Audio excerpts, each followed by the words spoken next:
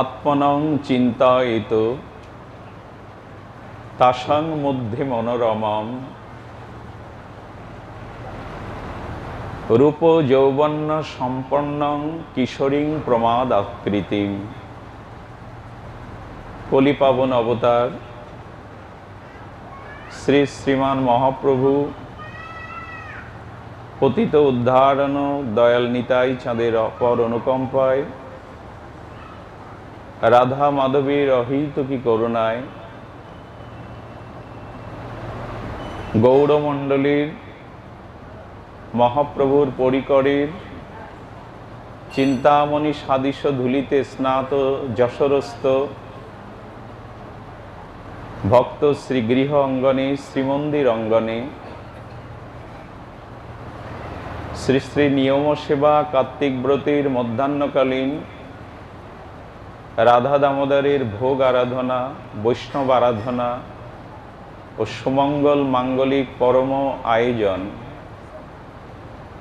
এই শুভ সন্ধিক্ষণে অমৃতক্ষণে আসমাদীয় শ্রী গুরুপাদ পদ্মচরণে দণ্ডবৎ প্রণতিপূর্বক পাঠক আচার্যবৃন্দ সংকীর্তন আচার্যবৃন্দ রসজ্ঞ সত্রীমণ্ডলী মহাপ্রভুর অনুরাগী ভক্তগণ স্নেহময়ী করুণাময়ী মাতৃগণ সকলের চরণে বিনম্র সশ্রদ্ধ প্রণতি। আপনি করি আস্বাদনে শিখাইল জগৎজনে প্রভু চিন্তামণির প্রভু ধ্বনি। নাহি জানে স্থানাস্থান যাকে তাকে কইল দান মহাপ্রভু দাতা শিরোমণি।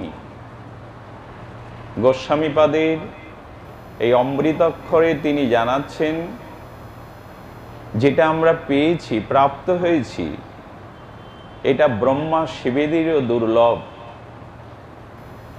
মহাপ্রভুর অনবদ্য যে অবদান এটা শিব ব্রহ্মারও দুর্লভ, কিন্তু উপলব্ধি করতে পারেনি। যেটা পেয়েছি এটা উপলব্ধি করতে পারিনি। যোগধর্ম প্রবর্তন হয় অংশ হইতে আমা বিনা অন্য নারে ব্রজপ্রেম দিতে। মহাপ্রভুর অনবদ্য ব্রজ ভক্তি রায় ভক্তি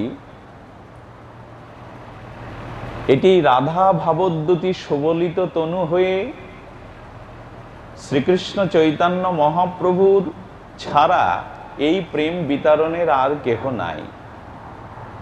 বড় সৌভাগ্যে অতীব সৌভাগ্যে এই চৈতন্য নিতাইয়ের বিশেষ এই মহিমার যুগে আমরা এসেছিলাম, কিন্তু উপলব্ধি করতে পারিনি।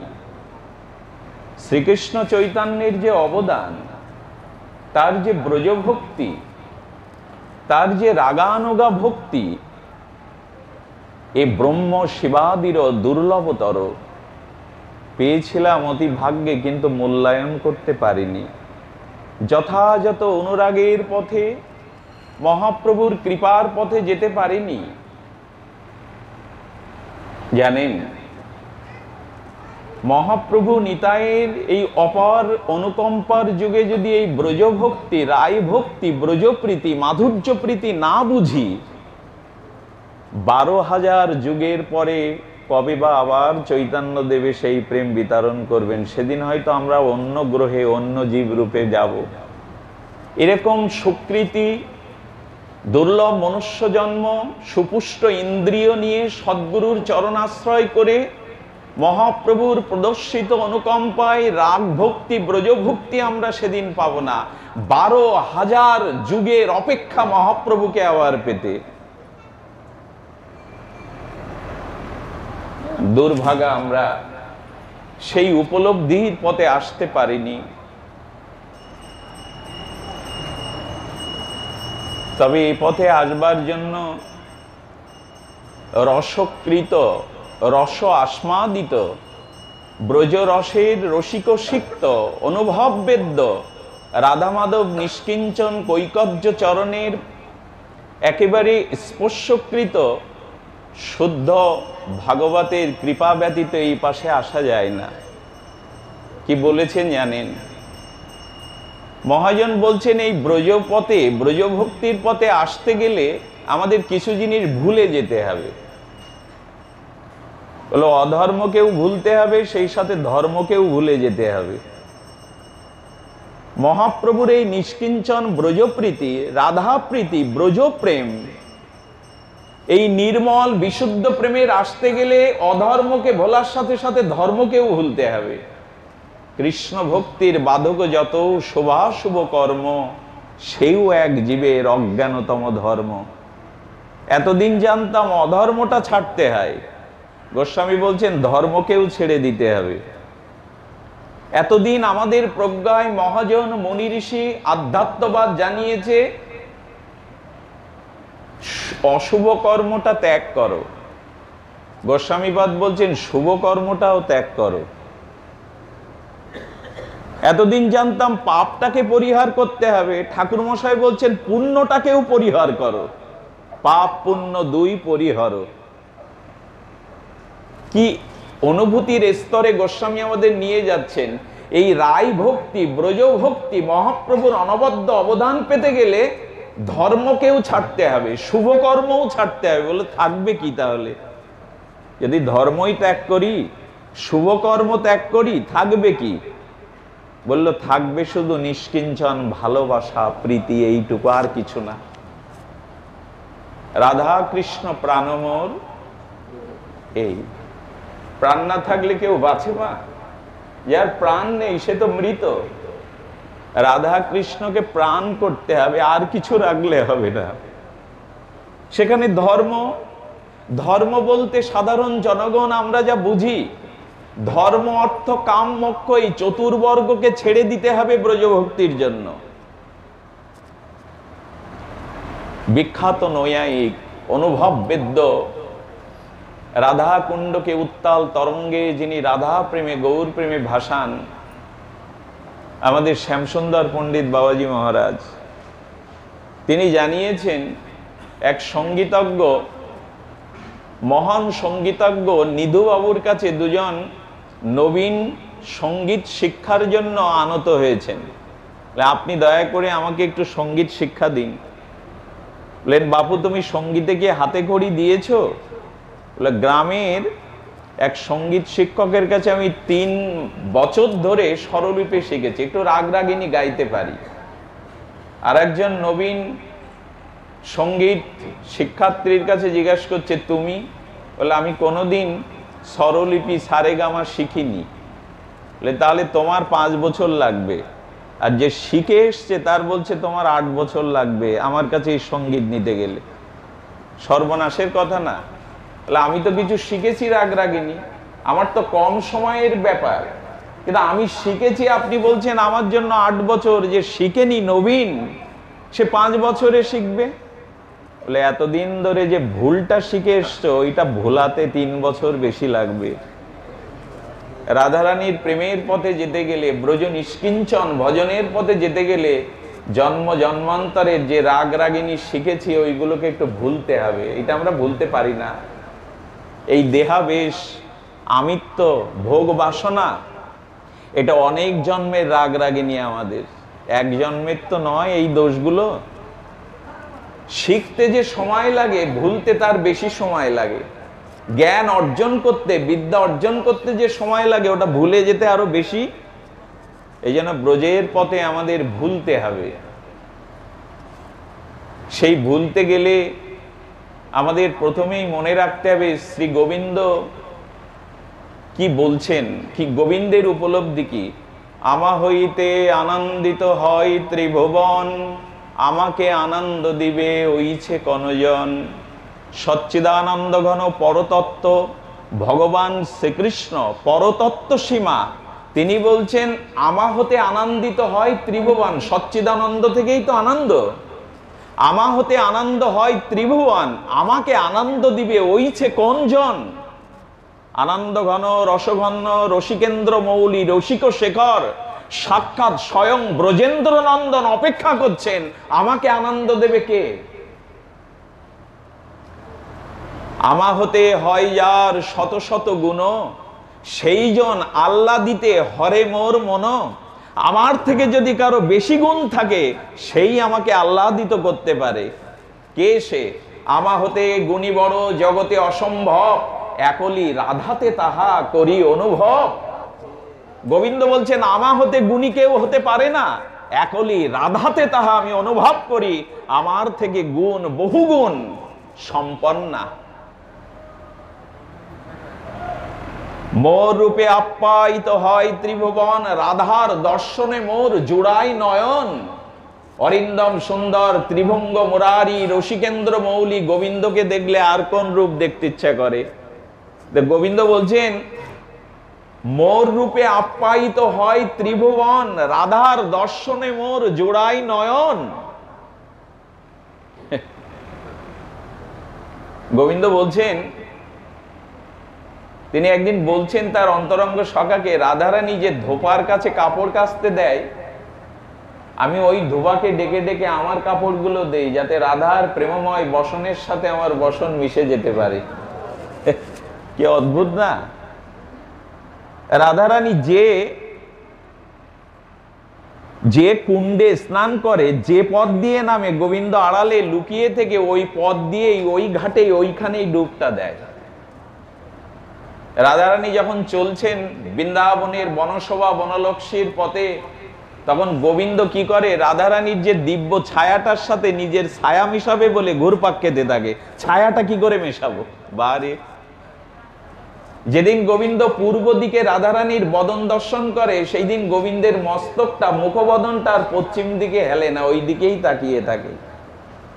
যেদিক দিয়ে রাধারানী যায়, তার নির্মল বিশুদ্ধ অপ্রাকৃত চিন্ময় সুগন্ধের বাতাসে গোবিন্দ সমস্ত ইন্দ্রগুলো বিকশিত করে সেই গন্ধ নেওয়ার চেষ্টা করেন। এই হলো গোবিন্দের রাধা প্রীতি। সেই রাধা প্রেম কৈকর্যকেই দিতে এসেছিলেন শ্রীকৃষ্ণ চৈতন্য মহাপ্রভু। আমরা এই ভক্তির অধিকারী, আমরা এই ভক্তি প্রাপ্তির আমাদের যোগ্যতা দিয়েছেন মহাপ্রভু।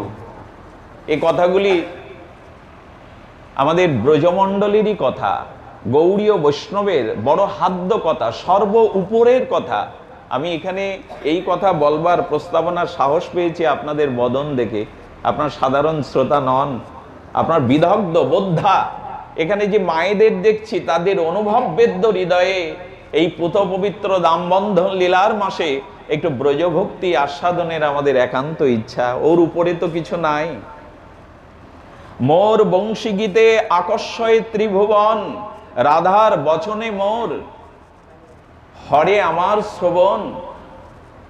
সেই রাধা যদ্যপি আমার রসে জগতে সরস, রাধার অধর রসে আমা করে বশ। ভগবান তোমাকে কেউ বশ করতে পারে? ভগবান কারো বশীভূত হন?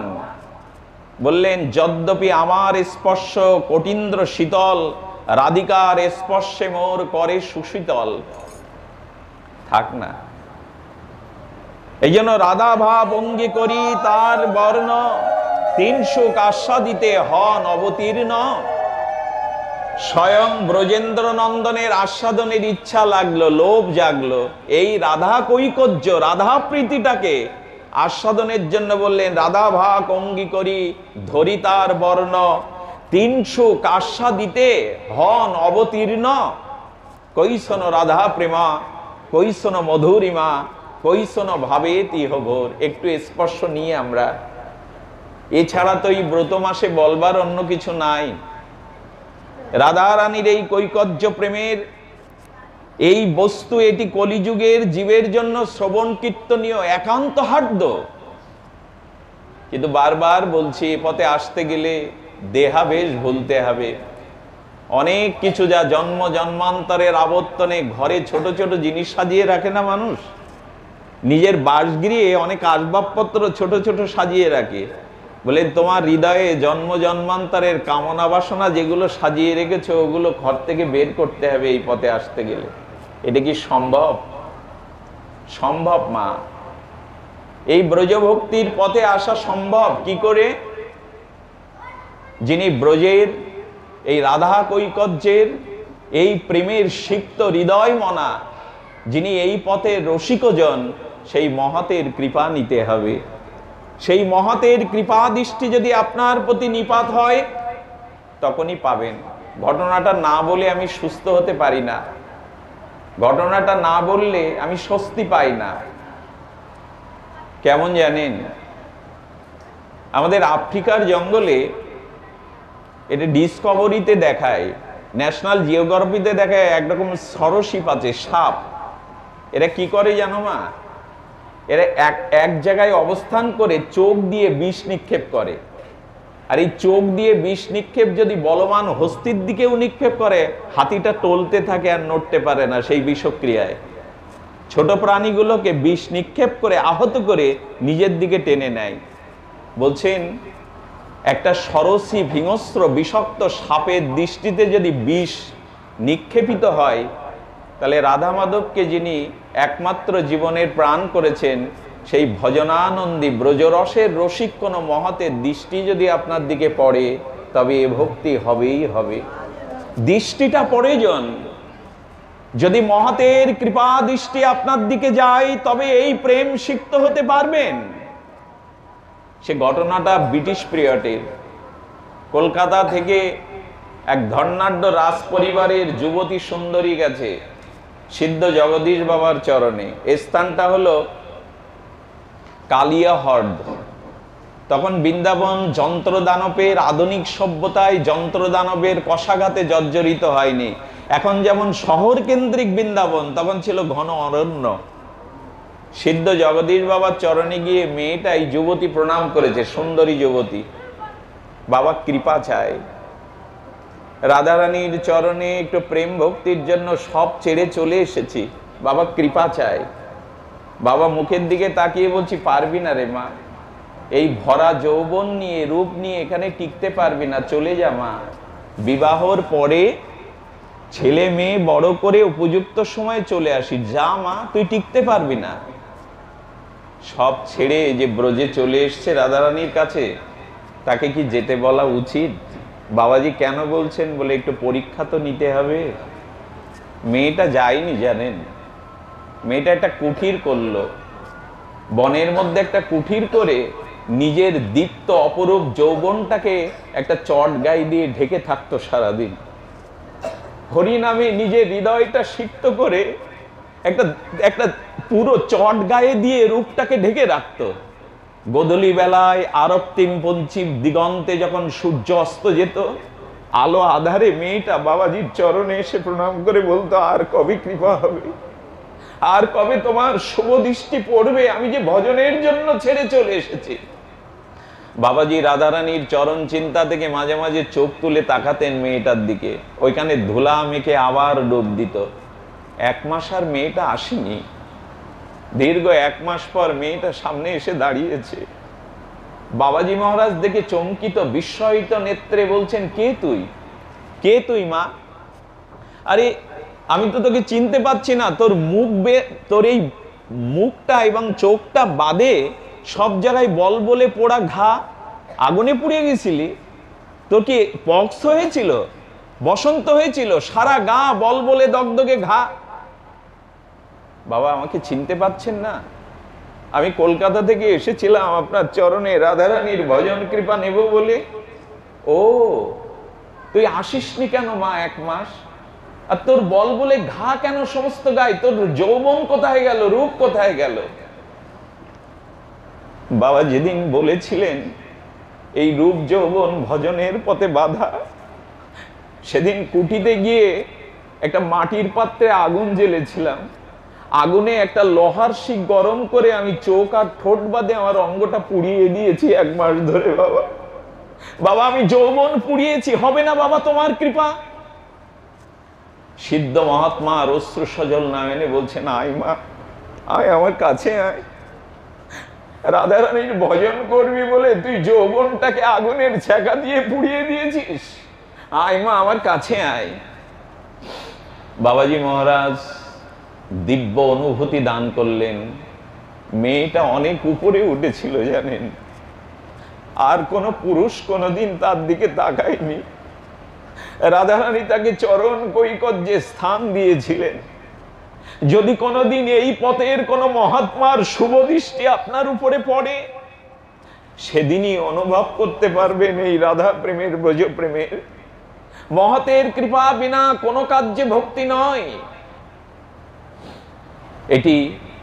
এটি সম্ভব হয়, এটি সম্ভব হয় যখন কোন মহতের ব্রজ রসিক ব্রজ ভজনের অনুভব বেদ্য যার হৃদয়ে সিক্ত হয়ে আছে, তার কৃপা চাই। জানেন, একটা ঘটনা না বললেই নয়।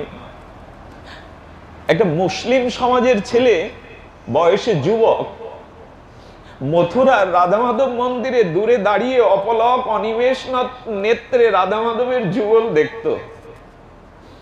পাড়াপতি সে বলল তার পিতামাতাকে, তোমার ছেলে মুসলমান, রাধা মাধবের যুগল মূর্তিতে মথুরায় দেখে কেন? মথুরায় তার জন্মস্থান। একটি দিব্য ঘটনা। তার পিতামাতা তাকে অনেক মারলো, পেটালো, প্রহার করলো।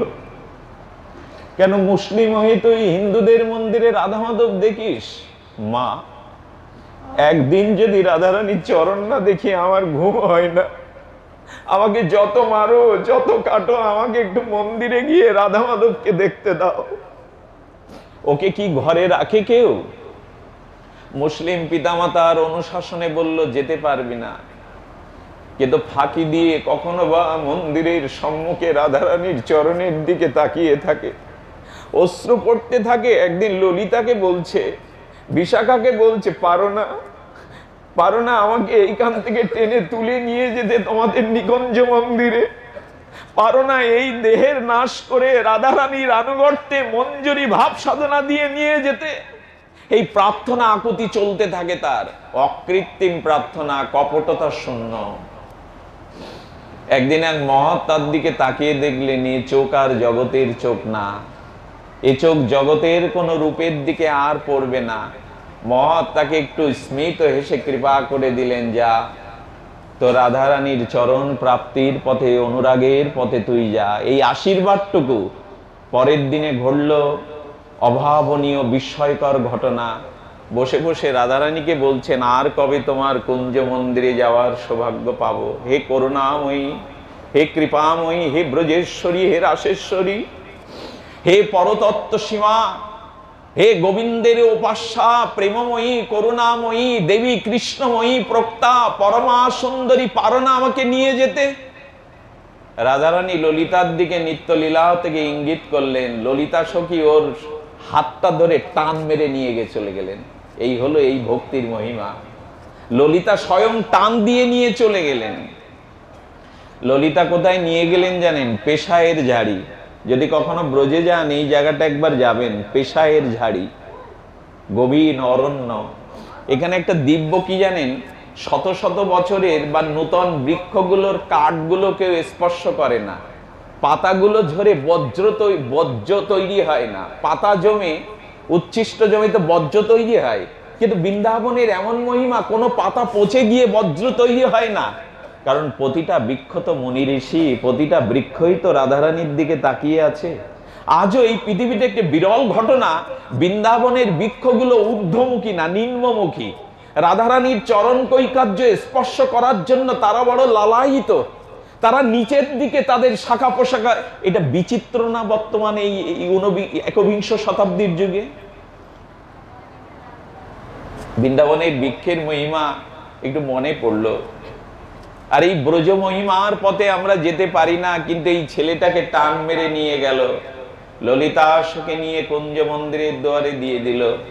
যে মহাত্মা তাকে কৃপা করে এই অনুরাগ দিয়েছিল, অনেক বছর পরে দেখলেন সেই পেশায়ের ঝাড়ির জঙ্গলের মধ্যে উদার দৃষ্টিতে নিত্যলীলায় ডুবে আছে। এ জগতে আর সে নেই। শরীরটা আছে, কিন্তু ওই যে কিশোরী প্রমাদ আকৃতি রূপ যৌবন সম্পন্নাং। আপনাদের একটু সাহস করে দুটো কথা বলি এই জন্য, এখানে অনেক মহাত্মা এসছেন। শ্রীমৎ মুরারিমোহন বাবাজি সহ ব্রজের অনেক মহাত্মা এখানে এসছেন। এই জায়গায় না বললে আর কোথাও বলা যাবে না এই কথাটা। বৃন্দাবনের অপ্রাকৃত নবীন মদন, কাম বীজ কাম গায়ত্রীতে তার উপাসন। যদি কখনো কোনো সৌভাগ্য ভাবে পরম্পরা ধারায় এই কাম বীজ কাম গায়ত্রী যুগল উপাসনার মঞ্জরি ভাব সাধনার কৃপা পেয়ে যান, এটাই কিন্তু মহাপ্রভুর হাদ্য। স্বয়ং চৈতন্য মহাপ্রভু কৈশন রাধা প্রেমা আস্বাদনের জন্য রাধা ভাবকান্তি নিয়ে তিনি নিজেও এই রস আস্বাদন করেছেন। একটা লীলার স্পর্শ নিয়ে আমরা, সময় যদিও কম, তবু মহাপ্রভুর এই মঞ্জরি ভাব সাধনার অভিমান তিনিও আস্বাদন করেছেন। ঘটনাক্রমে মহাপ্রভু একদিন তিন দ্বারে কপট, শেষ যে রহিল প্রভুর দ্বাদশ বৎসর, কৃষ্ণের বিরহ স্ফূর্তি হয় নিরন্তর। রাধিকার দশা জইছে উদ্ধব দর্শনে, এই মাত্র রাত্রি দিনে মহাপ্রভুর হয় রাত্রি দিনে। লমকূপে রক্তঙ্গম দন্ত সব হলে, কবু অঙ্গ ক্ষীণ হয় কবু অঙ্গ ফুলে। এটা সম্ভব বাবা? স্বয়ং কৃষ্ণ ভগবান গম্ভীরার প্রকাষ্টে 12টা বছর এই রসে ভাসলেন, তবু পার পেলেন না। আমি বলি কৃষ্ণ, হে ব্রজেন্দ্র নন্দন, 12 বছর না, 12 কোটি কল্পকাল ভাসলেও তুমি রাধাভাবের মহিমায় ডুবে যেতে পারবে না। এই মহিমা বড় অপার। মহাপ্রভু একদিন তিন দ্বারে কপট, তবু ভাবাবেশে ছুটে যাচ্ছেন।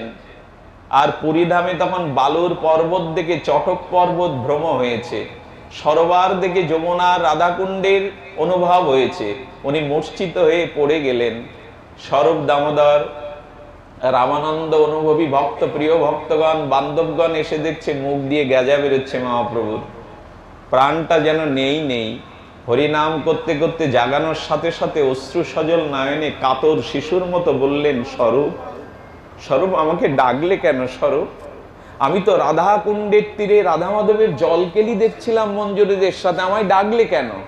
এই দেখুন মহাপ্রভু এই রসটাকে আস্বাদন করছেন মঞ্জুরি ভাবে, আমাকে কেন ডাকলে? আমি তো জলকেলি দর্শন করছিলাম রাধা মাধবের। চৈতন্য মহাপ্রভু এই মঞ্জরি ভাব সাধনাকে আস্বাদন করার জন্য এই ভাব নিজে আস্বাদন করেছেন।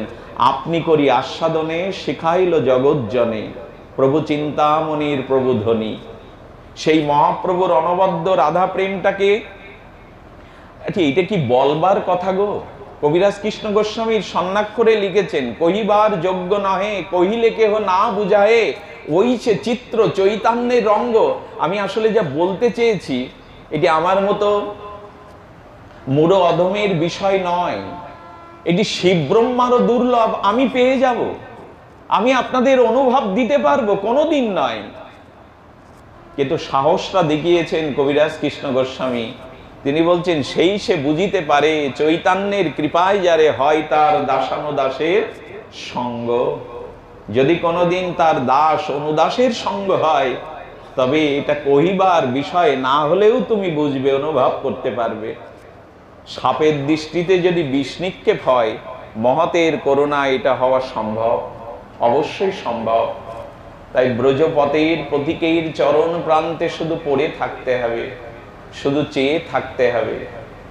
এ ভজনের মহিমা কি বলবো আপনাদের, একটু চিন্তা করলেই শ্রী গুরুদেব 11 ভাব দিয়ে আপনার নাম রূপ বয়স লীলা দিয়ে দেয়। 11 বছর নারীও না পুরুষও না, সেই মঞ্জরি ভাব সাধনার গুরুদেব 11 ভাবে আপনাকে একটা রূপ দিয়ে দেয়। শুয়োপোকাটা যেমন প্রজাপতি হয় কি না? শুয়োপোকাটাই তো চিত্র বিচিত্র রঙের প্রজাপতিতে রূপ নেয় কি না? এটা যদি সম্ভব, তবে সমাপ্ত সদ্গুরুদেব ব্রজ রসিক জন, ব্রজ অনুভবী জন আপনাকে 11 ভাবের একটা মঞ্জরি রূপ দিয়ে দেয়। 11-12 বছরের কিশোরী, ওই রূপেই এই ভজন পার্বত।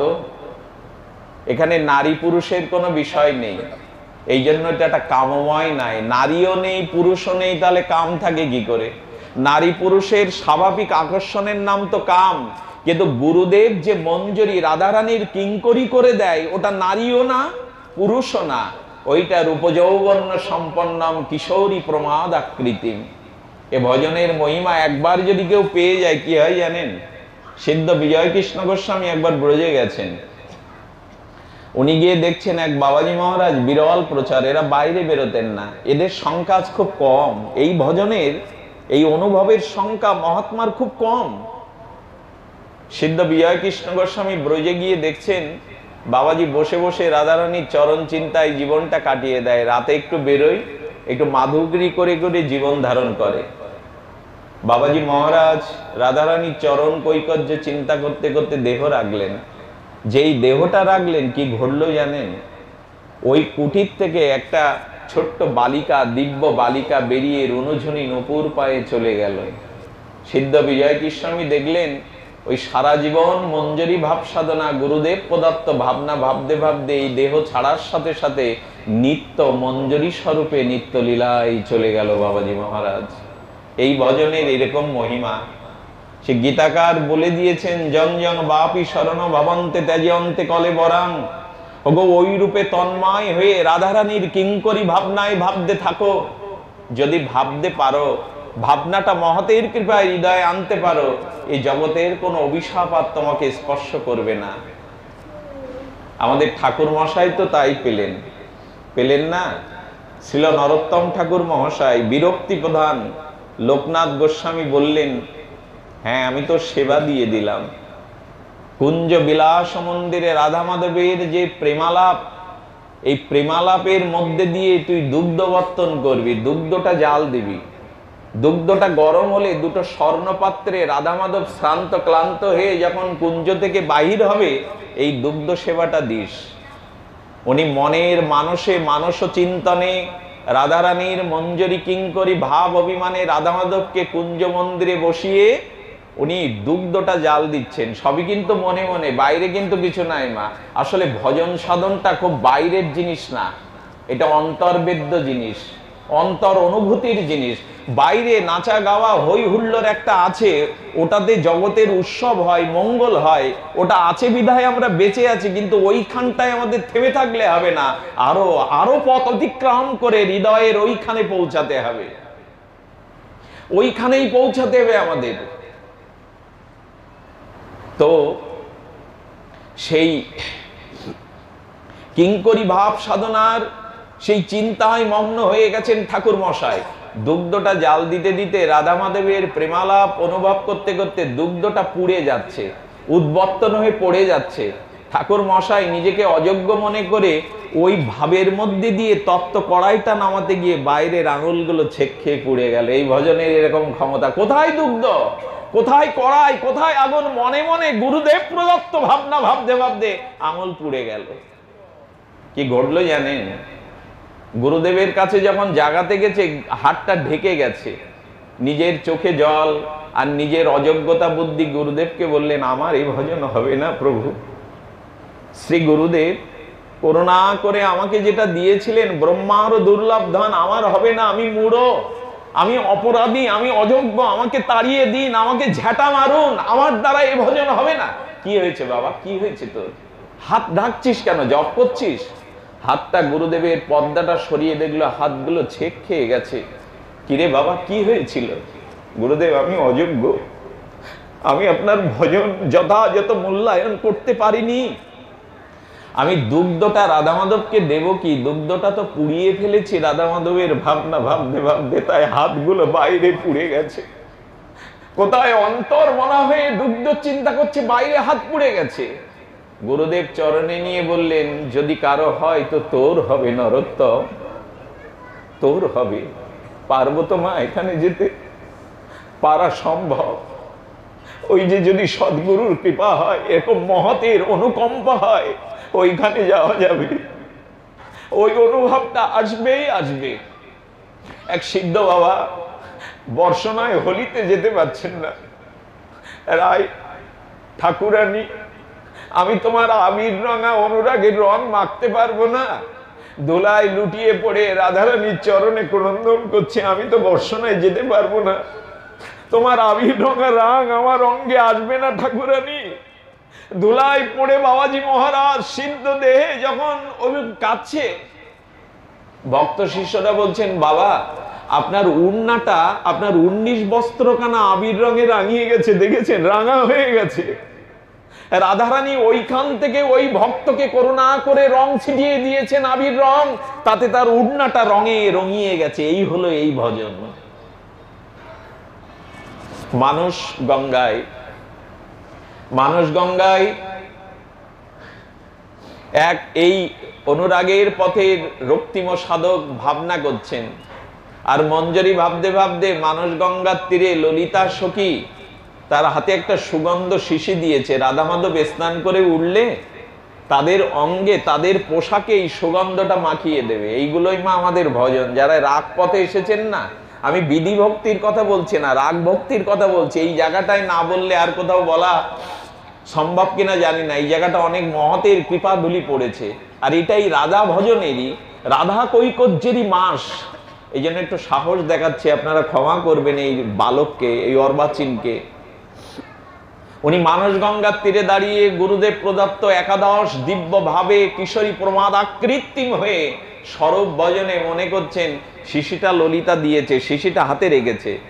রাধা মাধবের জলকেলি দেখতে দেখতে পরমানন্দে হাত থেকে শিশিটা পড়ে গেছে। আসলে মনের তো শিশি, বাইরে তো সুগন্ধের শিশি নাই। পড়ে যাওয়ার পরে বাবাজি মহারাজ হাহাকার করে কাঁদছেন, আমি সেবা বুঝতে পারলাম না, আমি সেবার অধিকারিণী না, আমার হাত থেকে ললিতা সখীর দেওয়া সুগন্ধ শিশুটা পড়ে গেল। যখন কাঁদছেন তখন শিষ্যরা এসে বাবাকে বলছে, বাবা কাঁদছেন কেন? বলেন, আমার শিশি আমি রক্ষা করতে পারলাম না, রাধা মাধবের পবিত্র পোশাকে আমি দিতে পারলাম না। বাবা লক্ষ্য করেছেন, ওই যে শিশিটা মনে মনে মা পড়ে গেছে, ওর সুগন্ধে পুরো মানস পাবন ঘাটের, মানস গঙ্গায় পুরো এলাকায় যারা দাঁড়িয়েছিল তারা উন্মাদের মতো ওই গন্ধটা পাচ্ছে। মনের শিশি ভেঙে গেছে, কিন্তু গন্ধটা পুরো এলাকার মানুষ পাচ্ছে। এই হলো এই ভজন। একবার যদি রাধারানীর চরণকে হৃদয়ে ধারণ করতে পারেন, একবার যদি এই প্রেমটাকে আমরা একবার হৃদয়ে স্পর্শ করতে পারি, পারা সম্ভব, বারবার বলছি সম্ভব। এই রসিক পথের, অনুভবের পথে আমাদের একটু স্পর্শ নিতে হবে। আমার শ্রী গুরু মহারাজ এই জিনিসটাই দিতে এসেছিলেন। তিনি রাধা কুণ্ডে রাধা রস সুধা নিধি উজ্জ্বল নীলমণির ব্যাখ্যা প্রসঙ্গে তিনি রাধা কুণ্ডের তরঙ্গায়িত উচ্ছ্বাস ভাবোল্লাসার অতীতে ভাসিয়েছিলেন। শ্রী গুরু মহারাজ অপরাট হলেও তার দিব্য গ্রন্থমালা দ্বারা এই জাতীয় প্রেমময়তাই চলছে। সবশেষে আপনাদের একটি পথ শুনিয়ে বিশ্রাম করি। এই পথটাই আমাদের হাদ্য, এই পথটাই আমাদের উপাসনার একমাত্র চিত্রারোপ। ঠাকুর মশাই বড় মর্মভেদী অনুভবে গেয়েছেন, রাধা কৃষ্ণ প্রাণমোর যুগল কিশোর। আগেই বলেছি, শুভ কর্ম ছাড়তে হবে, অশুভ ছাড়তে হবে, ধর্ম ছাড়তে হবে, অধর্মটাও ছাড়তে হবে, সব ছেড়ে রাখতে হবে শুধু তোমার প্রতি ভালোবাসা। হে রাধে, হে করুণাময়ী, অনেক জন্ম জন্মান্তরের দুর্বাসনা কামনা ভোগ করেছি, আমি আর কিছু চাই না। তোমার চরণ চিন্তাটাই আমার একমাত্র যেন লক্ষ্য উপলব্ধি হয়, আর কিছু নয়। এই মন্ত্রটাই মহাপ্রভু আমাদের গলে দিয়ে গেছিলেন কণ্ঠে। মন্ত্রটা মাঝে মাঝে এই জগতের কামনা বাসনা অবশ্যই ভুলে যায়। মন্ত্রটা কি জানেন? ন ধনং ন জনং সুন্দরীং কবিতাং বা জগদীশ কাময়ে মম জন্মনি জন্মনীশ্বরে অহৈতুকি ভক্তিতহি। হে রাধে, হে করুণাময়ী, আমি সুন্দরী রমণী চাই না, কবিত্ব প্রতিভা চাই না, আমি ধন মান চাই না, যেন অহৈতুকি তোমার চরণে আমার রতিমতি হয়। এই হলো এই ভজনের পথের মন্ত্র। গোপী অনুরাগে সিক্ত, গোপী অনুরাগের এই মহাসিক্তটি আমাদের এটি প্রয়োজন। এই প্রয়োজনটা কিভাবে সম্ভব হবে? রাধা কৃষ্ণ প্রাণমোর যুগল কিশোর জীবনে মরণে গতি আর নাহি মোর। শব্দগুলো কানে গেলেই ভক্তি হয়। কি দিব্য অনুভূতি রস দিয়ে গড়া শব্দগুলো। জীবনে মরণে গতি আর, আমাদের গতি তো আর অমন হতে পারিনি। কবে পারবো জানি না, কোন জন্মে পারবো জানি না, তবে লোভগুলো ভেতরে রেখে দেন, আশাগুলো রেখে দেন। রাধা কৃষ্ণ প্রাণমোর যুগল কিশোর জীবনে মরণে গতি আর নাহি মোর। আচ্ছা, এমনটা করি তো আমরা। কালিন্দির কোলে কেলি কদম্বের বন, রতন বেদির পরে বসাবো দুজন, বসাই তো হৃদয়। সেই নীল যমুনার জলের পাশে কদম্ব বনে রাধা মাধবকে হৃদয় পদ্মে বসাই তো আমরা। আমাদের হৃদয়ে বসে আছে কামনা বাসনা লালসা মান সম্মান, এইগুলি কবে সরবে বলতে পারে? কবে এই জঞ্জালগুলো সরিয়ে ওখানে কদম্বের কুলে কেলি ওই বনে বসাবো রতন বেদির পরে? এক গুরুদেব সন্ধ্যাবেলায় জিজ্ঞাসা করছে শিষ্যকে, কিরে আজকে ভজন করেছিস, রাধারানীর স্মরণ করেছিস? গুরুদেব আজ আর স্মরণ হয়নি। কেন রে, কি হয়েছিল? বলল, প্রভাতে রাধারানীকে স্নান করছিলাম, স্বর্ণ কলসে আগুরু চন্দন দিয়ে গোলাপের পাপড়ি দিয়ে রাধারানীকে স্নান করাচ্ছিলাম। হঠাৎ রাধারানীর হাতের কঙ্কনের শোভা দেখে, তার দিব্য হস্ত শোভা দেখে আমার মনটা যে ওই হাতে আটকে গেল, সারাদিন আর মন সরাতে পারিনি। আমি সারাদিন আর অন্য ভজন করতে পারিনি গুরুদেব। রাধারানীর সৌন্দর্য মণ্ডিত শ্রীহস্তে আমার মনটা বিঁধে আছে সারাদিন। আমার হবে না গুরুদেব, আমার দ্বারা ভজন হবে না। গুরুদেব বুকের মধ্যে নিয়ে বললেন, রাধারানীর সৌন্দর্য কমল স্বর্ণামৃত উজ্জ্বল দীপ্ত হাতের দিকে মনটা সরাতে পারিসনি, আর কোনো কাজ করতে পারিসনি? বাবা, বহু কোটি জন্মের সৌভাগ্য এমনটা হয় না, তোর হয়েছে, তোর হবে রাগ ভজন। কদম্বের কুলে খেলি, কদম্বের বন রতন বেদির পরে বসাই তোমা। রাধা মাধবকে বসিয়ে স্বর্ণ কলসিতে স্নান করাই তো। রাধারানীর চরণটা দেখি তো, দীপ্ত চরণটা।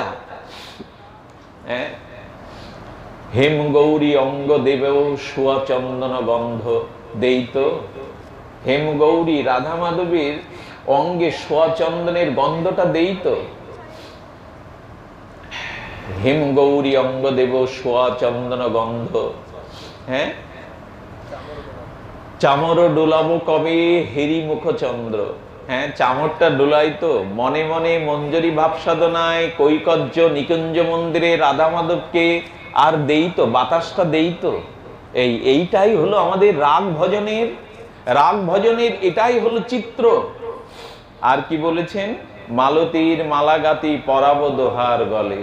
আহা, কত ফুল ফুটে ঝরে যায়, অভিশাপ দেয়, আমাকে মালা করে যদি একটু রাধারানীর গলে দিতে গো। আমি ফুটেছিলাম, আমি সুগন্ধ সৌন্দর্য নিয়ে ফুটেছিলাম, কবে তুমি মালা করে দেবে রাধারানীর গলে? যাদের বাড়িতে ফুলগুলো মালা না হয়ে ঝরে পড়ে, ওরা অভিশাপ দেয় গৃহকর্তাকে।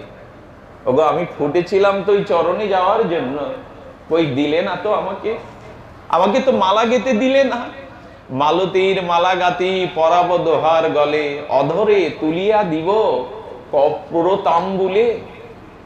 আর মালা গাতা হলো না। যা মালা গেতেছি সংসারের মালা, কামনা বাসনার মালা, গুরুদেব প্রদত্ত দিব্য মালা গেতে তো পরানো হয়নি। আর কিন্তু সময় নাই, আর একদমই সময় নাই। যদি মালা পরাতেই হয়, দিব্য অনুরাগ নিয়ে মালা পরার, মালা নেওয়ার জন্য তিনি ব্যস্ত। জানেন, গোকুলে এক বাবা কৃষ্ণকে মালা পরাতেন। 6 বছর মালা পরাবার বলতে বলতে তুমি নিষ্ঠুর, মালাটা যে পরো একদিনও স্বপ্নে তো জানালে না যে আমার মালাটা তুমি গ্রহণ করো। আমি যদি রাধারানীকে মালা দিতাম তাহলে এর আগে করুণা হয়ে যেত। তুমি আসলে নিষ্ঠুর ব্রজেন্দ্র নন্দন, তোমাকে আমি মালা দেব না, আমার হাতটা ছিদ্র হয়ে গেছে মালা গাঁথতে গাঁথতে। উনি গোপালের উপর রাগ করে সব ঝোলা টোলা নিয়ে বর্ষণায় চলছে। গোকুলের শেষ সীমায় যখন পা দিবেন, এক কিশোর মূর্তি এসে বলছেন, বাবা কোথায় যাচ্ছ? বাবা কোথায় যাচ্ছ গোকুল ছেড়ে? বলে, তোকে জবাব দিতে হবে নাকি? পথ ছেড়ে দে, আমি থাকবো না, গোকুলে থাকবো না। 6 বছর ধরে মালা পরালাম, একদিনও স্বপ্নেও জানালি না গোপাল, তুই জানালি না যে আমার মালাটা তুই গ্রহণ করেছিস। তোর থেকে বড় করুণাময়ী রাধে, আমি রাধারানীর কাছে যাচ্ছি, পথ ছেড়ে দে। শিশু কিশোরটা আদো আদো সুরে কাঁদতে কাঁদতে বলছে, তুমি যেও না বাবা, গোকুল ছেড়ে যেও না বাবা, তুমি গোকুল ছেড়ে যেও না। তোর কি, আমি গেলে তোর কি, সরে যা। যেই ধাক্কা দিতে গেছে, স্পর্শ পাওয়ার পরে দেখলেন কোথায় আর বালক মনোহর শ্যাম সুন্দর দাঁড়িয়ে বলছে, বাবা তুমি যেও না, বাবা তুমি গেলে কে আমায় মালা পরাবে, তুমি যেও না। আমাদের ভজনটা এমন, জানে, উনি অপেক্ষা করে থাকেন। মালতীর মালা গাঁথি পরাবো দোহার গলে, মালা গেঁথেছি কামনা বাসনার, স্ত্রী পুত্র ধন সম্পদে, সুগন্ধ মালা গেঁথে তোমার গলে তো পরানো হয়নি। এটা আবেগের কথা নয়, এটা কাউকে দুর্বল করে দেওয়ার কথা নয়। এই মালা গাঁথতেই হবে, এই মালা পরাতেই হবে। এটাই যে বাবাজি মহারাজ রূপ সনাতন জানিয়ে গেছে। মালতীর মালা গাঁথি পরাবো দোহার গলে। মালা পরানোর সময় চলে যাচ্ছে। ফুল যদি বিকাল বেলা ঝরে পড়ে ধুলাতে, আর তো মালা হবে না, আর তো দেওয়া হবে না গলে। ফুল যদি শুকিয়ে ঝরে যায়, আর তো দেওয়া হবে না। সময়টা কিন্তু চলেই যাচ্ছে। আসুন মালা গাঁথবার সুসময়ে মালাকে অধরে তুলিয়া দিব কর্পূর তাম্বুলে। ললিতা বিশাখা আজি যত সখীবৃন্দ, আজ্ঞায় করিবা সেবা চরণার বিন্দ। এ কি শব্দ? এ কি কোনো কাব্য? কাব্য নয়, এটা ভজনের রস।